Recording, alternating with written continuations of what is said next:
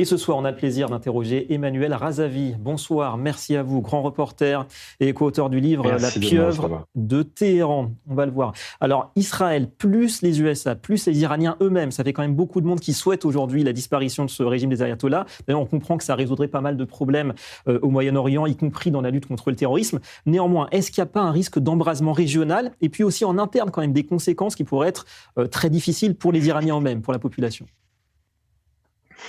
Alors écoutez, il y a plusieurs scénarios qui sont possibles. Ce qui est certain, c'est qu'aujourd'hui, à l'intérieur de l'Iran, il y a des crimes de masse qui sont commis. Ce sont donc des crimes contre l'humanité, des crimes de guerre. La vraie question, c'est est-ce que la communauté internationale doit laisser, alors qu'elle le sait, laisser le régime continuer de perpétrer en fait ces massacres de masse. On parle quand même, vous l'avez vu, de plus en plus de 30 à 35 000 morts. Probablement sera-ce davantage, parce que les informations en fait qui nous arrivent sont des informations qui arrivent par des personnels médicaux, donc qui recensent en fait ces morts dans les différents hôpitaux, notamment les morgues, mais aussi les hôpitaux en fait de différentes provinces en fait de l'Iran. Donc c'est un vrai sujet. La deuxième chose, et je le dis, c'est très important. Si on n'intervient pas aujourd'hui alors que la fenêtre est là, que va-t-il se passer? On va laisser la République islamique d'Iran obtenir la bombe atomique, elle s'en servira contre Israël.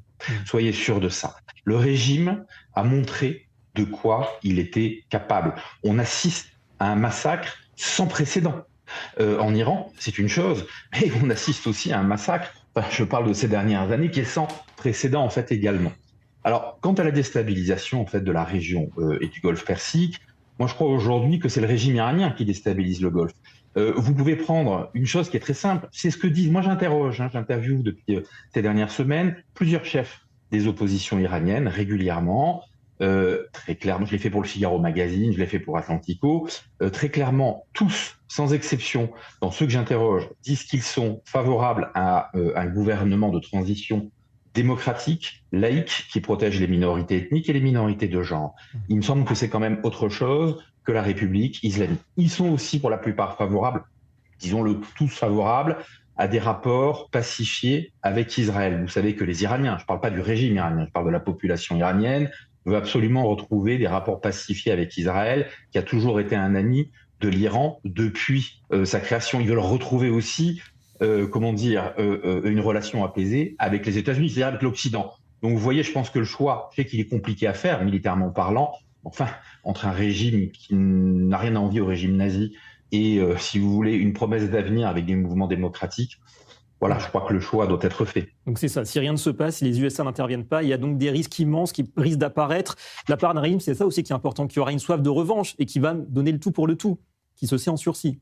Non mais... Ce régime, de toute façon, est voué à disparaître tôt ou tard. Il se sait en danger. Il y a une fracture générationnelle qui est importante. En Iran, vous le savez, pays de 90 millions d'habitants, moyenne d'âge 32 ans. La jeunesse iranienne ne veut plus de ce régime. Plus de la moitié des Iraniens ont moins de 40 ans, d'accord? Donc, pour se maintenir, il a recours en fait à la force, mais il a recours, je dirais, à une force qui massacre. Ce sont des escadrons de la mort quand même qui opèrent en Iran, il faut le rappeler. Vous avez des gens du Hezbollah libanais, vous avez en fait les milices chiites irakiennes, et vous avez les fameux Fatemiyoun, vous savez, afghans. Ces gens-là ont l'ordre de poursuivre en fait les manifestants qui s'échappent, de leur tirer dans le dos. On a des témoignages, témoignages aussi. On a entendu, pardon, c'est important, on a entendu effectivement qu'il y a une traque des blessés, c'est-à-dire des manifestants sur lesquels on a tiré, on les traque jusque chez eux pour ensuite aller les achever quelque part, on ne sait pas où. Ça, vous confirmez que c'est possible? Écoutez, en tout cas, il y a beaucoup de témoignages que je reçois de gens qui ne se connaissent pas, de gens en fait qui témoignent depuis des villes différentes. Vous savez, l'internet passe très mal, mais on recommence à avoir quelques informations en fait qui arrivent. En fait, ces témoignages, si vous voulez, c'est troublant quand même parce c'est terrifiant même, je dirais, parce qu'ils viennent de personnes différentes dans des villes différentes. On a même des témoignages qui expliquent comment en fait des gens sont morts à l'hôpital, soit tués, soit sont morts en fait faute de soins. Vous avez aussi une chose, c'est que des gens en fait n'osent pas aller, qui sont grièvement blessés, n'osent pas aller se faire soigner à l'hôpital de peur en fait d'être arrêtés, torturés, etc.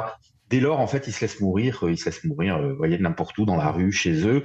Voilà, la situation... alors moi, je veux bien qu'on discute sur les chiffres.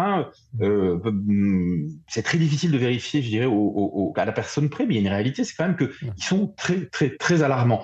On ne peut pas rester, la communauté internationale ne peut pas rester sans rien faire. On ne peut pas, rester les yeux fermés, alors qu'une population entière qui se bat, hein, je le dis, hein, c'est important, pour les mêmes valeurs que celles que nous défendons en fait en France.